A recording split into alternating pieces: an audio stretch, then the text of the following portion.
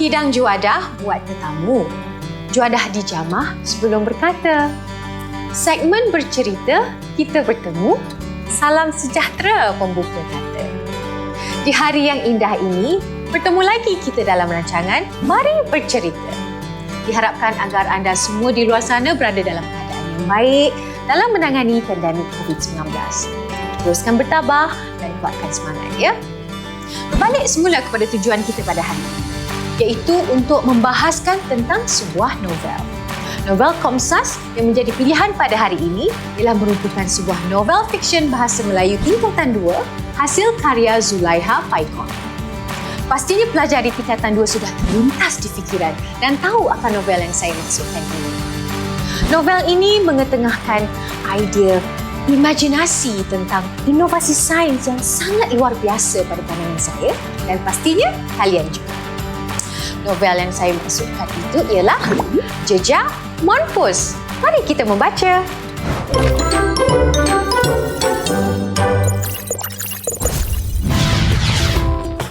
Diharapkan juga sebelum kita meneruskan rancangan kita pada hari ini, pelajar-pelajar semua sudah pernah melihat kelibat berbagai jenis ulat bulu. Sekiranya belum pernah, ambillah masa untuk melakukan pencarian di internet untuk melihat sendiri bagaimana rupa sebenar ulat bulu yang terdiri daripada berbagai rupa, bentuk dan warna. Tapi awas ya, walaupun ada ulat bulu yang cantik dilihat, jangan sesekali disentuh sebarangan. Nanti kesannya akan buat kita serik untuk menyentuhnya lagi. Novel Jejak Monpus mengetengahkan pelbagai jenis ulat bulu yang terdiri daripada pelbagai jenis spesies, rupa, bentuk dan warna. Kelibat ulat bulu merupakan aset utama kepada Zahar dalam kajiannya. Daripada permulaan cerita hinggalah ke penghujung cerita, semuanya ada berkaitan dengan ulat bulu. Sehingga kan pada akhir penceritaan, kejayaan dan kebahagiaan yang dikecapi oleh Zahar dan orang-orang di sekelilingnya, semuanya berkisahkan tentang ulat bulu. Zahar, seorang mahasiswa jurusan Sains Hayat, UTM yang begitu menyayangi dan berminat dalam kajian berkaitan kehidupan ulat dan serangga. Zahar meminati dunia haiwan sejak kecil lagi. Kita baca petikan daripada muka surat 2. Melayani kelompok ulat dan serangga kesayangannya, keletihan selepas menelaah tidak terasa lagi.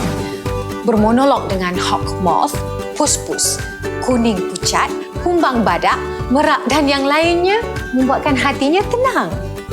Pada awal penceritaan novel Jejak Monpus, kita disajikan dengan kehidupan sederhana yang gembira dan bahagia Zahar bersama ibunya Kristina yang merupakan seorang guru. Konflik bermula apabila sesuatu yang tidak diingini telah berlaku kepada pus-pus. Zahar begitu risau apabila mendapati ulat bulu spesies pus-pus kesayangannya hampir pupus. Sejak akhir-akhir ni, pus-pus ulat bulu hijaunya kelihatan lemah dan tidak bermain. Makan juga tidak berselera. Daun-daun mambu sampai kering tidak dijamah. Zahar ingin mencari tahu punca pus-pusnya kurang aktif. Kenyataannya, dia memang menyayangi pus-pus lebih daripada spesies-spesies lain. Hawk moth, kuning pucat, merah gajah, kundang maupun monark. Bagi merealisasikan impiannya untuk menyelamatkan pus-pus dan mengembangkan minatnya, Zahar telah melakukan beberapa siri ekspedisi pencarian di Pulau Pisang, Tanjung Piai dan hutan Camp Kaizen. Keinginan Zahar untuk pergi ke Pulau Pisang adalah sangat membuah-buah. Kita lihat di muka surat 35. Teringat akan janjinya dengan Malcolm Tam untuk ke Taman Paya Bakau Tanjung Piai. Dia bingkas bangun dari tidurnya. Aku kena cari juga pengganti spesies pus-pus. Hatinya berbisik. Pantas dia bersiap. Lawatan ke Tanjung Piai, daerah paling hujung di benua Asia itu, tidak boleh dilengahkan. Di Pulau Pisang pula Zahar menemui monark, iaitu spesies ulat bulu yang baharu. Zahar mendapati abdomen monark mengeluarkan cecair kuning merah yang melekit. Lalu cecair tersebut dititiskan dalam balang yang berisi cecair pus-pus. Hasil cantuman tisu pus-pus dengan ulat bulu baharu yang ditemuinya itu melahirkan spesies yang sangat unik. Lalu Zahar memberi nama Morgan. Selain daripada konflik yang dihadapi oleh Zahar, terdapat misteri dan keresahan yang terjadi kepada Christina juga.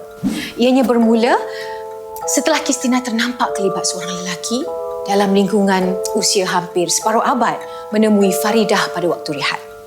Kelibat lelaki yang sama dilihat oleh Christina selepas kelas tambahan bahasa Melayu menambahkan lagi keresahan Christina. Ternyata lelaki tersebut ialah seseorang yang dikenalinya. Kemuncak konflik yang ditimbulkan dalam novel ini ialah tentang kejadian misteri yang melanda Kampung Maju Jaya. Walaupun pada asalnya kehidupan di kampung ini aman dan damai, tidak lama selepas itu, Kampung Maju Jaya, tempat tinggal Zahar, diserang ulat bulu berintik hitam. Dia mengetahui bahawa wabak tersebut berpunca daripada rangsangan Morgan terhadap ulat bulu berintik hitam di kampungnya. Selain gatal-gatal kulit, kanak-kanak yang terhidu racun serangga yang digunakan untuk memusnahkan ulat bulu menyebabkan mereka mendapat radang saluran pernafasan serta radang paru-paru dan selaput mukosa.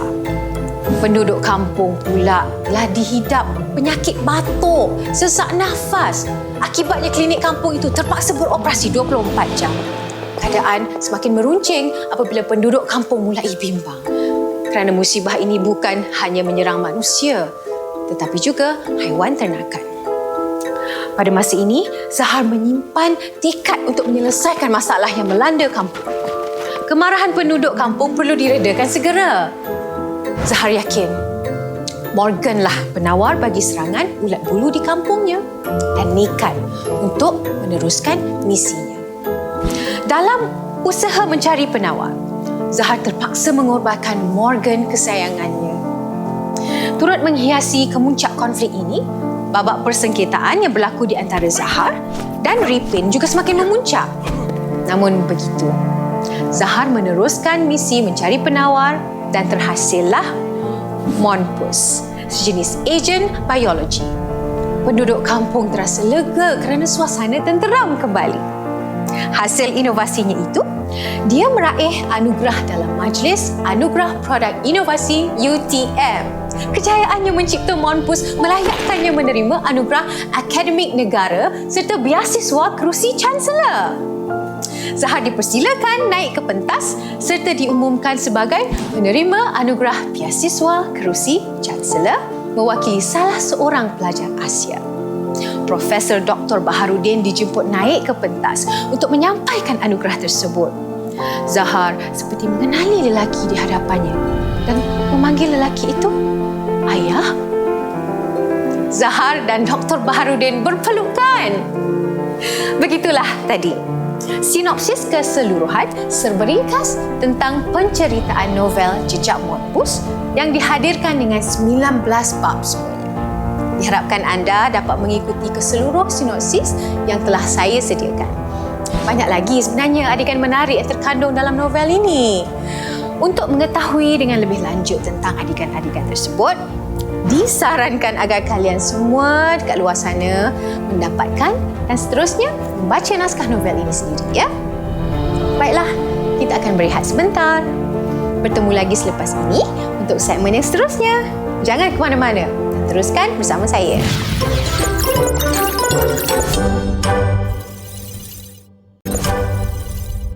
Selamat bertemu kembali dalam rancangan Mari Bercerita. Sebelum kita berehat tadi, saya dah mengupas sinopsis novel Jejak Monpus, kan? Seterusnya, kita akan menyambung kembali dengan menguji minda anda. Mari kita lihat kosakata menarik yang terdapat di dalam novel ini. Pertama, bercawan. Maksudnya, sekadar menutupi bahagian sulit dengan sesuatu seperti kain atau daun. Tak apa, saya beri contoh. Masyarakat orang asli di Pulau Pisang pada masa dahulu hanya bercawat. Perkataan seterusnya, bermonolog. Maksudnya, percakapan seorang diri yang agak panjang tentang suatu perkara. Contohnya, Zahar sering bermonolog apabila menghabiskan masa dengan ulat bulu dan serangga peliharaan. Perkataan seterusnya, berolang-aling, yang bermaksud bergoyang ke kiri dan ke kanan. Contoh ayat, bot yang dinaiki oleh Zahar dan kawannya berolang-alik apabila dipukul oleh ombak. Perkataan seterusnya ni kita jaranglah pakai, iaitu menebak. Maksudnya menjawab atau meneka teka-teki, menduga, menelah atau mengagak tentang sesuatu. Anda pernah dengar tak ataupun pernah guna tak perkataan ini? Tak apa, saya beri contoh ya.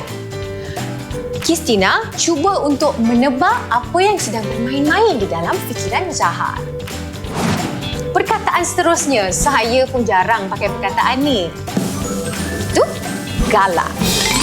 Maksud, menurut Kamus Dewan ada 5 maksud untuk perkataan galak ni. Maksud yang berkaitan bagi penggunaan perkataan ini dalam novel Jejak Mongoose ialah merujuk kepada tingkah laku yang menunjukkan riang gembira. Jadi saya beri contoh dekat sini. Sikap galak mawar di universiti menarik perhatian dan sangat disenangi oleh rakan-rakannya yang lain. Adik-adik semua okey tak tu? Kita sambung ya. Perkataan seterusnya, menerobos, yang membawa maksud menembusi ataupun merempuh. Contoh ayat ya. Perbuatan Ripin menerobos masuk ke makmal Zahar tidak patut dicontohi sama sekali. Perkataan seterusnya, ini pun jarang kita gunakan dalam harian kita, iaitu perdu, yang membawa maksud bahagian pangkal pokok. Contoh ayatnya, terdapat banyak ulat bulu yang tersembunyi pada perdu pokok rambutan. Dan yang seterusnya, tambun. Apakah maksud tambun ni? Maksud dia timbun ataupun longgok ataupun tumpuk. Saya beri contoh ya. Tambun daun mambu yang diletakkan sebagai makanan pus-pus itu langsung tidak diusik olehnya. Saya harap adik-adik boleh faham apa yang saya cuba jelaskan ini ya. Baiklah, perkataan yang terakhir, yang ini agaknya kita pernah guna kan? Ayatnya adalah terjelepuk. Maksud dia jatuh terduduk. Ini mesti semua pernah jatuh terduduk kan? Saya beri contoh ya. Faridah terjelepuk kerana terlanggar pintu semasa berlari untuk masuk ke kelasnya. Menarik kan perkataan-perkataan tersebut? Baiklah, kita berehat seketika ya. Dan bila kembali nanti, kita boleh bincang mengenai watak di dalam novel ini.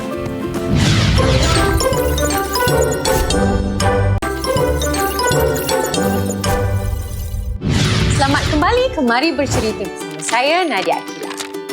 Baiklah, pelajar-pelajar semua, sekarang kita akan membongkar pula tentang watak-watak yang terdapat di dalam novel Jejak Mongoose ini. Apa kata kita mulakan dengan watak protagonis kita terlebih?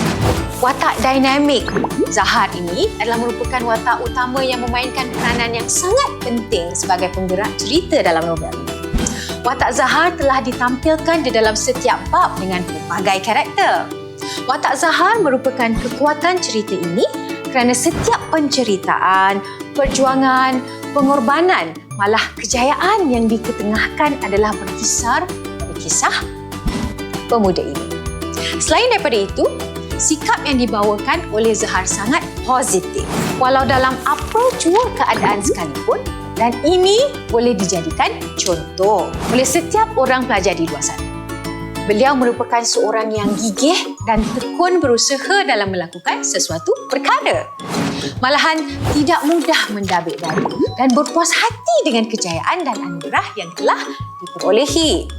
Bukan sekali dua penemuannya diiktiraf. Sepanjang 3 tahun pengajiannya di Fakulti Sains Hayat, Universiti Teknologi Malaysia, itu merupakan kali yang ke-10.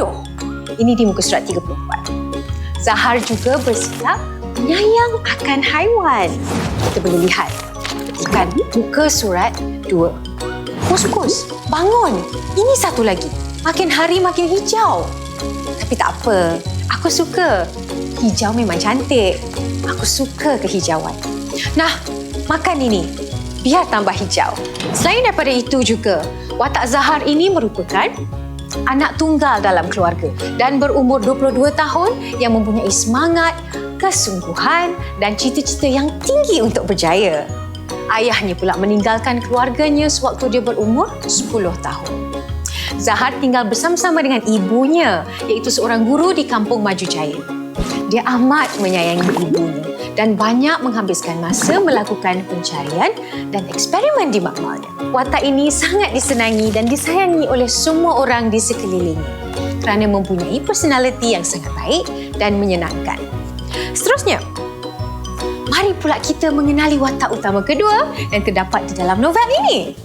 Watak kedua adalah Christina Ashraf. Beliau merupakan Ibu Zahar.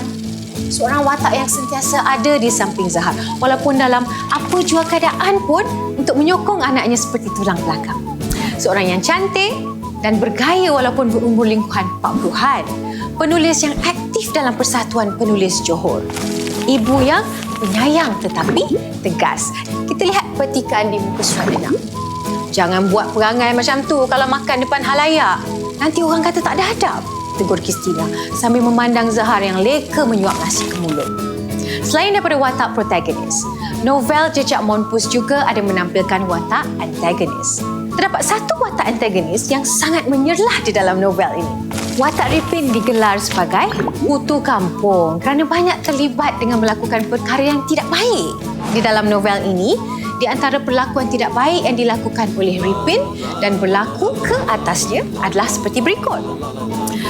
Dia ditangkap dan dibelasah oleh Zahar sewaktu mencuba mencuri tonggas di rumahnya. Nombor 2, berdendam dengan Zahar. Kemudian menuduh Zahar sebagai punca ulat bulu menyerang kampung Maju Jaya. Ripin juga cemburu akan kejayaan Zahar yang sering mendapat anugerah dan pingat. Ada satu lagi watak lain yang agak antagonis, tetapi masih ada lagi karakter yang baik dalam watak tersebut. Watak yang saya maksudkan adalah Munirah.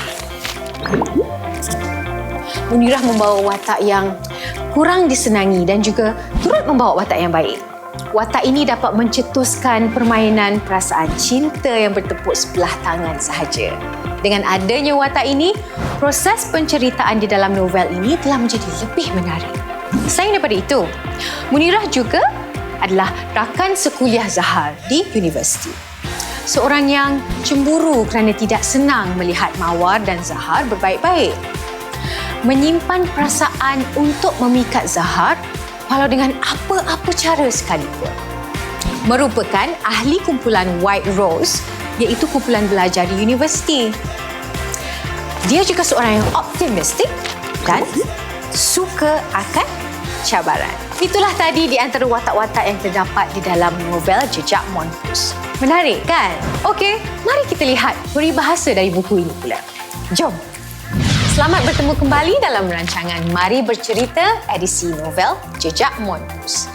Tadi kita baru saja mengenali watak-watak yang terdapat di dalam novel Jejak Monpus. Bagi meneruskan pengajaran kita pada hari ini, kali ini kita akan buat berbeza sedikit kerana kita tidak ada soalan misteri, tetapi saya telah memilih untuk menarik perhatian anda semua kepada aspek peribahasa dan pepatah. Kenapa dua aspek ini dipilih pada hari ini? Jawapannya ialah kerana saya yang ingin mengaitkan novel Jejak Monpus yang telah kita huraikan tadi dengan maksud tersirat yang terkandung dalam peribahasa dan pepatah itu sendiri. Kesamaan maksud tersirat dalam setiap peribahasa dan pepatah yang telah dipilih sangat bersesuaian dengan beberapa watak dan isi cerita yang terdapat di dalam novel Jejak Monpus. Berikut ialah peribahasa dan pepatah yang dimaksudkan. Tapi sebelum saya bagi jawapan, saya nak anda cuba menjawabnya dulu. Boleh? Okey. Yang pertama. Berakit-rakit ke hulu, berenang-renang ke tepian, bersakit-sakit dahulu, bersenang-senang kemudian. Saya ulangi. Berakit-rakit ke hulu, berenang-renang ke tepian, bersakit-sakit dahulu, bersenang-senang kemudian. Ada yang mau cuba? Bagus. Maksudnya, untuk mendapat kesenangan, kejayaan dan kebahagiaan, pastinya akan melalui kesukaran dan kepayahan terlebih dahulu. Dalam novel ini, contoh ayat yang diberi ialah Sebelum Zahar mengecapi kejayaan hasil daripada usahanya, dia berakit-rakit ke hulu, berenang-renang ke tepian. Bersakit-sakit dahulu, bersenang-senang kemudian. Okey, bagaimana kalau kita mengupas satu lagi peribahasa? Okey? Bagaimana acuan, begitulah kuihnya. Saya ulang, bagaimana acuan, begitulah kuihnya. Pada pendapat anda semua, apa maksudnya tu? Saya boleh bantu anda semua. Maksudnya ialah seseorang anak itu akan mengikut perangai ibu atau bapanya. Okey, contoh ayat dalam novel ini adalah seperti berikut. Personaliti Christina dan Profesor Dr. Baharudin telah membentuk personaliti Zahar seperti mereka ibarat bagaimana acuan, begitulah kuihnya.